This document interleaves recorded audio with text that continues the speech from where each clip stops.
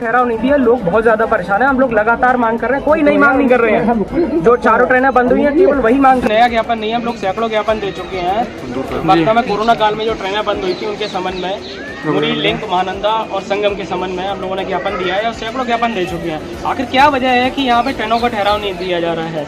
क्या ये जनता जब आंदोलन करने लगी तभी रेलवे को समझ में आएगा कि लोग वाकई में परेशान हैं?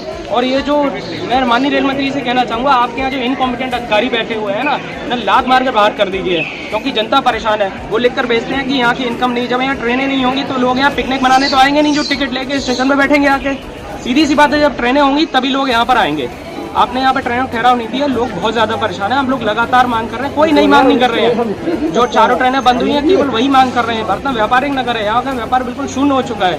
आप यहाँ पर ट्रेनें नहीं दे रहे हैं। कोरोना काल के बाद से लगातार 5 साल हो चुके हैं, लोग सैकड़ों ज्ञापन दे चुके हैं। जनता बहुत ज़्यादा परेशान हो चुकी है और इतनी विषम परिस्थिति में बर्तन स्टेशन की बड़ी इनकम है, आप और जगह पर रोक रहे हैं। यहाँ आखिर क्या वजह है, क्या प्रॉब्लम हो जाती है जो यहाँ पे आप ट्रेनें नहीं देते? हम लोग लगातार मांग कर रहे हैं, 5 साल हो गए मांग करते करते।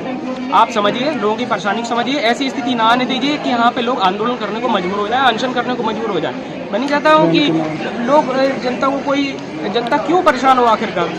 सिंपल सी बात है, लोग परेशान, आप किसी से पूछ लीजिए, सारे प्रबुद्ध जन हैं, बहुत ज़्यादा परेशान है। अब हम लोग निवेदन कर रहे हैं केवल यहाँ पे जो कोरोना काल में बंद हुई ट्रेनें 41, 13, 14 लिंक एक्सप्रेस, 8102 और 2 मुरी एक्सप्रेस, 54, 83, 84 महानंदा एक्सप्रेस, 41, 63, 64 संगम एक्सप्रेस, इन्हीं के लिए हम कह रहे हो। हम लोग विनम्रता से, बड़ी विनम्रता से लगातार अनुरोध करते हुए आ रहे हैं। आप किसी से ही पूछ सकते हैं, बस यही निवेदन करते हैं कि आप इनका यहाँ पे ठहराव दे दीजिए। और हम लोग कोई नई मांग नहीं कर रहे हैं, बस यही कहा। मेरा नाम है संजय माधवानी, भारत विकास परिषद से है।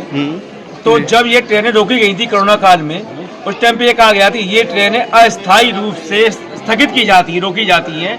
जब मतलब उसका मतलब था अस्थायी रूप का मतलब ये हो गया था, उस टाइम खत्म नहीं की गई थी, केवल कोरोना काल के रूप में रोकी गई थी। और कोरोना काल में वर्धना नगर में वाकई में यहाँ सबने सहयोग भी किया था, सरकार के हर दम से दम लगे थे, हर तरीका सहयोग किया था, जैसे गरीबों को खाना बांटना, यहाँ की सभी संस्थाओं ने कार्य किया था। उसके बाद हमें ट्रेनें रोकी नहीं गई हैं। क्या ये स्थायी रूप से घोड़ा तो हुई नहीं कभी भी कि स्थायी रूप से बंद हो गए? अभी भी वो लेटर चल रहे होंगे अस्थायी रूप वाले।